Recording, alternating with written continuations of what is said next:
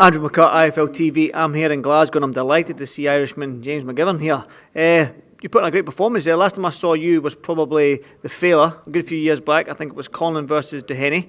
And what I saw there, I can't remember you having lightning fast hands like that. That was some display you put in there in terms of shot selection as well. So yeah, what performance?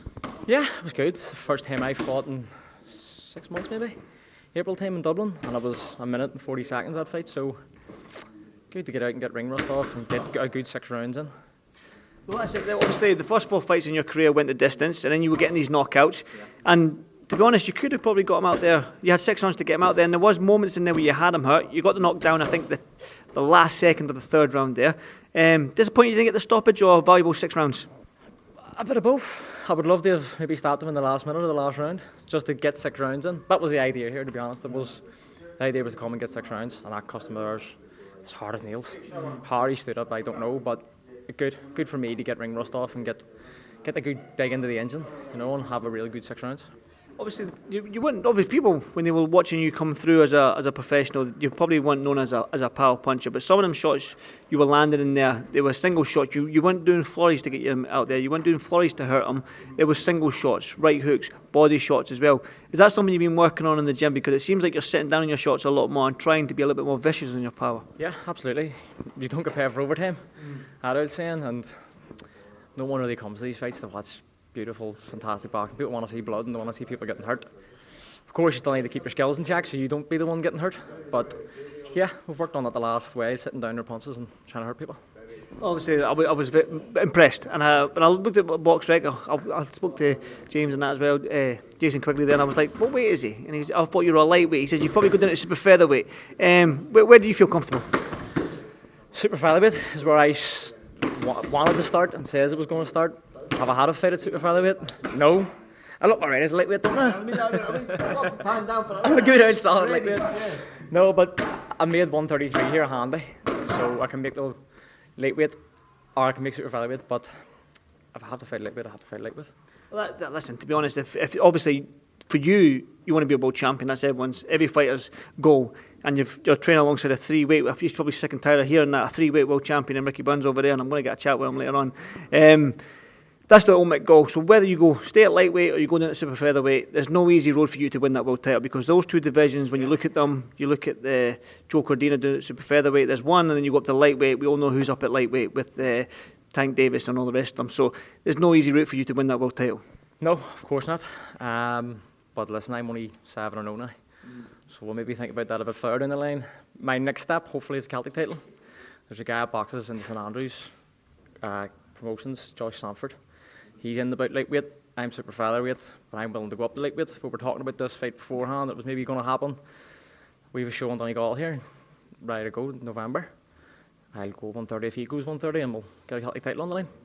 That sounds music to my ears. That's definitely. But again, when you're talking about sort of like, we've just had Lewis Crocker and Tyrone McKenna made, and when I'm thinking of that fight, you talked about blood and guts. Nobody wants to see fancy boxing and footwork, and they want to see blood and guts. That's what I see. Now, when I think of a Belfast man that's in your weight, I think of Anto Kakachi as well. Is he not your weight? Is he not in and around that weight? Super featherweight, yeah. He's fighting Ryan Garner. He's fighting next. Yeah.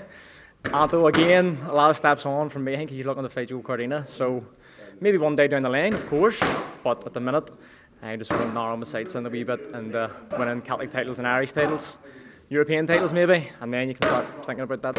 So you're very, very mature for a young man. You're only 24, 25, very mature head, but don't get punched a lot, you see. Yeah, there you go. Like me, I've been punched a lot, and that's why my questions are quite dumb. Yeah, talk to me about obviously working alongside. I mean, you've got quite a good team here. You've got Tyler Jolly, who's probably the madman of the group, I suppose. You've got Jason Quigley, who's been there and done it. He's fought all over the world in terms, just recently headlined in Madison Square Garden. And obviously, you've got Ricky Burns over there, who's won multiple world titles in different weight classes. So, not a bad team behind you. But talk to me about training alongside Ricky Burns. What's that been like? Is there anything that man hasn't done? He's pretending he can't hear us here talking about him, but he's very modest. He's modest. He's won 3 world titles, 2 of them at the weights that I'm campaigning at. 25 12-round fights. What's not the want there? Like, the man's been there and done it. Have you ever been? Have you done a run with him yet? He's 40. He's 40-year-old, and he still. Tyler will probably tell you he puts you through your paces even at his age. See you coming over here to train with him. The fear is doing them runs and doing all these crazy sessions he does. But if you want to get there, that's what you have to do, isn't it? That's what I'll say something. It's probably what John Ryder said to me when Ricky went down there to train alongside Tony Sims when he moved down there. John Ryder said to me that's when he realised what it takes to be at the top, is when he saw that man train. That's when he clicked that this is how hard I need to train, this is how hard I need to go if I want to be at the top. And I suppose you're yet to find that out, but you will find that out, James. Yeah, well, this is what my father said when we met in Dublin and talked about it. My dad says, listen, my dad's been my coach since I was big.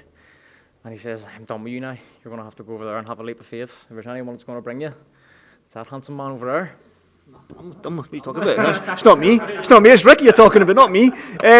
Yeah, like I say, sometimes you've got to take yourself. You just mentioned like being over in Ireland and then obviously your dad training you, but sometimes to get to that top, you need to take yourself out your comfort zone. Sometimes your home comforts, you get too lackadaisical, you get too comfortable, but coming over to Glasgow, unknown environment, people sound different than you, unknown gym, spawn different people, because sometimes you can spar the same people over in Belfast, so you spawn different fighters, so you need to get out of your comfort zone, and that's what you're doing. Yeah, my dad's threw me out. He says, we're going to have a leap of faith here and go for it. My dad met Ricky over in Dublin and fell in love with him. He's from Dublin, that's all he's talked about.